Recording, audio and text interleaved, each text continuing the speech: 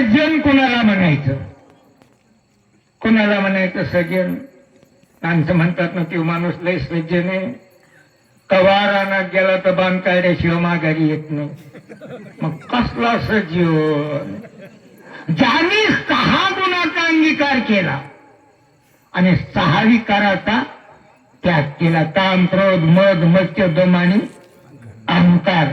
ज्याने याचा त्याग केला आणि ज्याने 6 गुण जवळ ठेवले त्याला सज्जन म्हणायचं. मग सज्जनाचं लक्षण आहे. सज्जन जो बनलाय त्याला पत्नी, मुलं, शेती, बाडी, माझे नातरुंड हे नातं गोतं कळत नाहीये. त्याला जग हक्क सारखं दिसतं, त्याच्यामध्ये द्वैतपणा राहत नाही. आपण नुसतं म्हणायचं द्वैताची झाडणी आणि गुरुविनं ज्ञान. नका का शिकणं व्हाय ना, पण द्वैत आपलं झाडायचं. मग कर्मामध्ये कर्म प्रारब्धाने जर हे संचित घडलं तर त्याच्या ठिकाणी द्वैतपणा राहत नाही. आणि जोपर्यंत द्वैतपणा जात नाही तोपर्यंत अशा साधकांनी मृत्यूपणा जाऊ दे दुरी आणि एकाची घोंगडी कधी असं झाल्यावर. नाही तर आम्हाला काय बाबा सगळे सारखेच आहेत, तुम्ही आल्यावर आम्हाला बरं वाटतं. बरं वाटतं मग कुणाचं पोट दुखतं? सगळेच असा भेद नाही.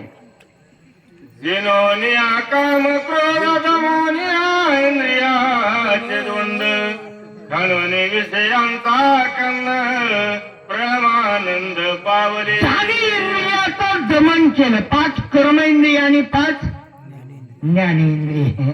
कोण्या इंद्रियाचं दमन केलं? कर्मेंद्रियाचं का ज्ञानेंद्रियाचं? ज्ञानेंद्रिय अंकित केले. कर्मेंद्रिय बाजूला जात नाही. ज्ञानेंद्रिय ज्याचे सैराट आहेत, सैराट म्हणजे पटकन लक्षात येत. कर्म इंद्रिय भोळे बाबडे बिचारे दमधरीत नाही. त्याची तर लसीपासून तर कोणाचे दमधरी ना. बरेचसे पोटी ऐकायला आलेले असे बसतील असे, कशामुळे महाराज गुडघे दुखत हे. तुम्ही नाही बर का, तुम्ही तसेच बसा. गुडघे दुखत आहेत गुडघे. अरे ज्या वेळेला गुडघे दुखायले त्याच वेळेला पोटी कीर्तन आठवले ना. जेव्हा पक्के गुडघे होते तेव्हा रीळ पाट्याच्या गावावर, तेव्हा गुडघे दुखले नाही. आता तिकडे पट्टे दिसणार, इकडे तर काय फारायची तयारी. परमार्थ करत असताना ज्याने या 5 इंद्रियाचं दमन केलं त्याचे कर्म इंद्रिय आपतिष्ठ बनले. म्हणून त्यांनी विषयाचा खंड बाजूला काढला. विषयाचा पडी पाडून विषयाचा खंड बाजूला काढला.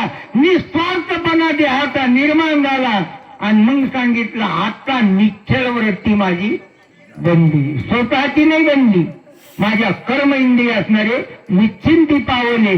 आता मला याची गरज नाही असं भक्त शिरोमणी हनुमंतराय काळनेमी महाराजाला बघून बोलतात. ज्यासी दृष्टादर्शन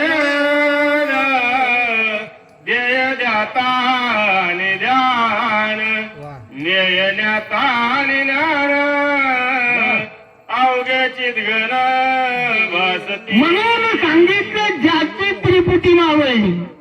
त्रिपुट्यात 3 सांगितलं शेप महाराज. मला वाटतं तिन्हीचे शेप्ट मुरगळण्यापेक्षा एकच सांगू. बरोबर आहे का नाही? द्रष्टा ज्याचे डोळे ज्ञानी बनलेत त्याला पुढची वस्तू अज्ञान दिसत नाही. पाहणारी वस्तू जोपर्यंत ज्ञानमय दिसत नाही तोपर्यंत दोन्ही वस्तू मधला अंतर ज्ञानी बनत नाही. झाली त्रिपुटीची बोलवण कधी. ध्येय काय बनलं? परमार्थ करण्याचं. ध्यातावृत्ती झाली साधक आणि ध्यान त्याच केलं. बाकीची ध्यान साधना बाजूला ठेवली नाही. अशा प्रकारच्या त्रिपुट्या नाथबाबांनी लिखाण केल्या. एकचनाचे लक्षण लोभचे काल क्षण सांग त्याचे चिन्ह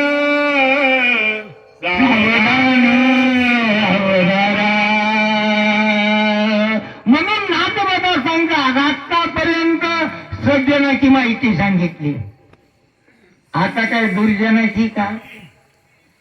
सज्जनाची सांगितली, पण जी काही आसक्तीमध्ये गुंतलेले आहेत ना, अशा पामर जीवाची माहिती नाथबाबा सांगतात.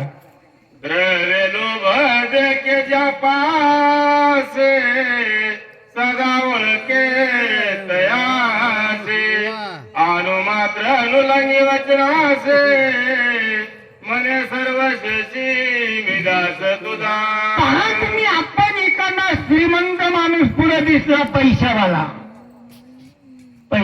माणूस दिसल्यावर माणूस लांबूनच वाकून राम राम करतो. सावकार धन्यादी दिन झाले सावकाराचे दर्शन. संताची कशाला? पैशावाल्याची वा. पैशावाल्याच्या पुढे गुमान माणूस असं खाली वाकून बघतो. तुम्ही म्हणून आम्ही, तुमच्या योगाने आमचा संसार आहे. ही असे बुका लावून हिंडणारा कोण बघत आहे पुन्हा? हे काय लाव बुकान पळ. आणि बुक्यावाल्यानी असं पाठ केलंय, तुम्ही नाही बरं का, नाही तर तुम्ही म्हणतो ना ते संध्याकाळी किती बऱ्या बुका लावते आता भरोसाच नाही. सकाळी बुका लावताना फरार. बरोबर का नाही? बुक्का किती बऱ्या लावा, बुका लावल्यावर काय अर्थ नाही. बुका उठताना लावा का बसताना? तोंडे महाराज गेली का काय आहेत? आणि मुरकुटे महाराज शिफ्ट मुरगाले काय की यायची. पहा तुम्ही, बुक्का लावला रे लावला तीजवर. असा बुका लावला की म्हणायचं क काळ खाली, काळ खाली कर. म्हणून सांगितलं ही परमार्थाची साधना अशी आहे की बुक्का वारकरी संप्रदायाचं निशाण आहे. गंध कपाळाला परमार्थ कुणी करा, पण थोडं मला वाटतं शेख महाराज जरा ड्रेसिंग मध्ये बदल करावं. रामायण लय सुंदर सांगतात, पण हे ड्रेसिंग म्हणल्यावर बँडवाले पोते सांगणारे याचाच मेळ झाला. बऱ्याच वाटणार सांगणार तर जीन पॅन्ट असे आहेत की त्यांना इथं बसता सुद्धा येत नाही. वेश बदला, वेश. परमार्थ कसाही करा, पण थोडा वेश बदलाव. वारकरी संप्रदायाचा वेश धारण करणं योग्य आहे. आणि बरं वाटतं, नंबर 1 ते सांगणारे. आणि तुमच्या पुढे बसलेले तर मला ते खास आहे. म्हणून थोडी वेशांतर बदला. परमार्थाची साधना करणाऱ्या कोणत्याही साधकाला आधी आपल्याला वागावं लागेल, मग जगाला सांगावा लागेल. आपल्यातच बदल नाही पडला. लोक म्हणजे जाऊ द्या ते तसेच त्यांच्याकडून आपल्यात काय बदल आहे. म्हणून परमार्थाची साधना जोपासना करायची असेल तर आपल्याला पट्टे नाम विठोबाचे, देवाचं नाव घेण्याकरता त्याचे काही नेम पालन करावं लागते. नागबाबाचं म्हणणं, देखे धनवंत देवा रे सौजन्य त्याचे आते आदरे विरक्त दे कोणी कसरे सोय दातारे बैसवी. नागबाबाने सांगितलं धनवानाचं वर्णन. आणि एखादा वारकरी जर घरी आला ना, वारकरी संत आले घरा तोची दिवाळी आणि हे दोपातीत योगामध्ये होतं. आता नव्हतं कोळशे मामा.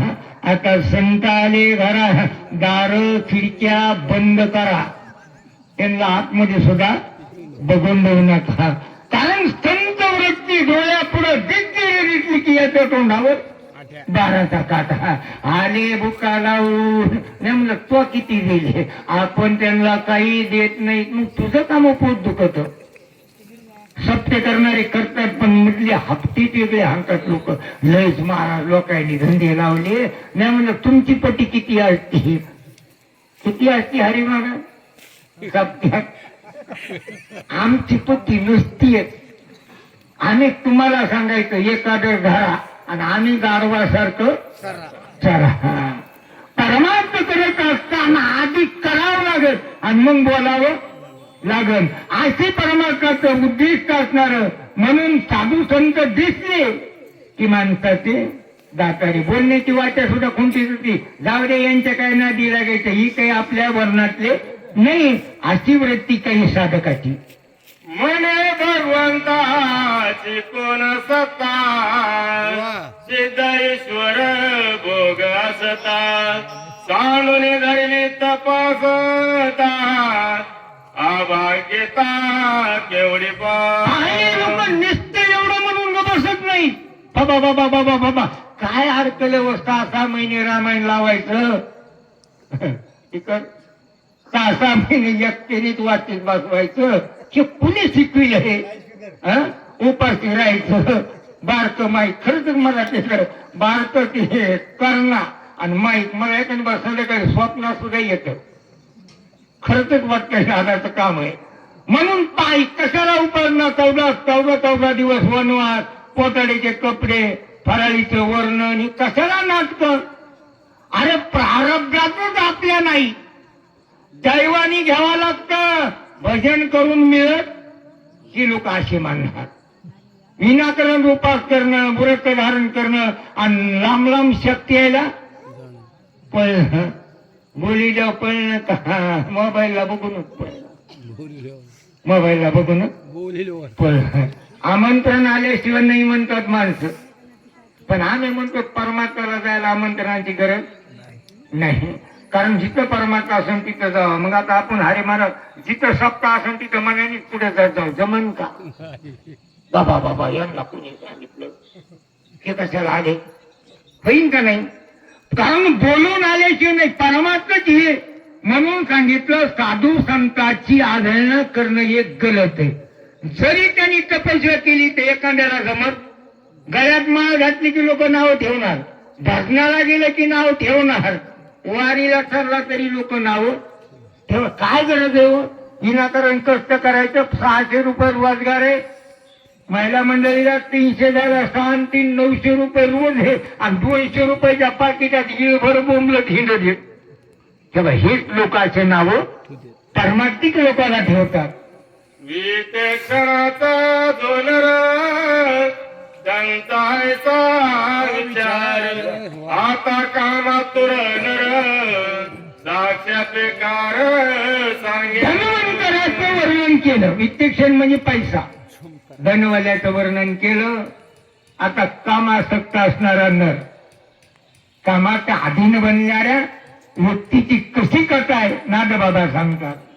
काम ज्याच्या चित्ती माये बहीण ते लोळकती त्रिरूप झाली व्रते जग देखती त्रिरूप.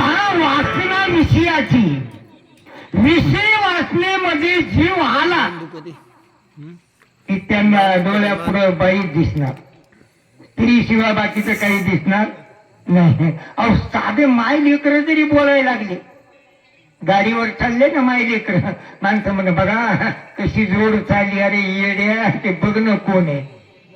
ज्याची वृत्ती स्त्रीरूप बनलेली त्याला स्त्री शिवाय डोळ्यापुढे दुसरी वस्तू दिसत नाही. त्याला आई कळत नाही बहीण कळत नाही. हे नातं होतं सुद्धा त्याच्या विचारा पलीकड बनत असं नाथ बाबाचं म्हणणं. बापा भावाची सांगता गोटी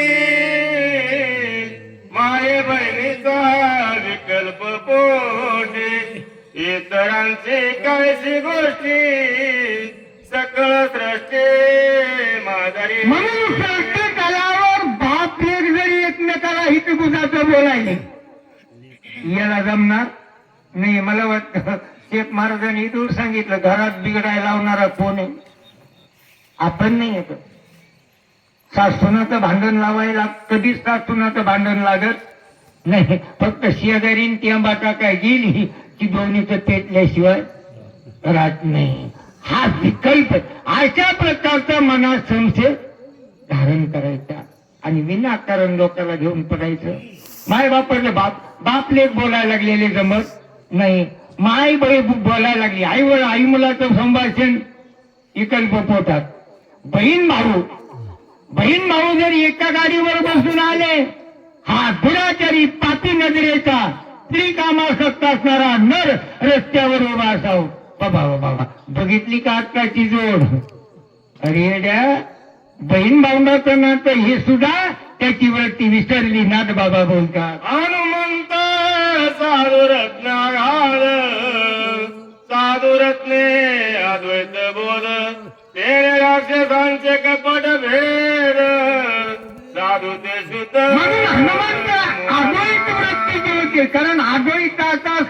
हनुमंताला नव्हता, कारण द्वैताची झाडणी केली. म्हणून काळ नेमी मधले हे अवगुण दिसलेच नाहीत.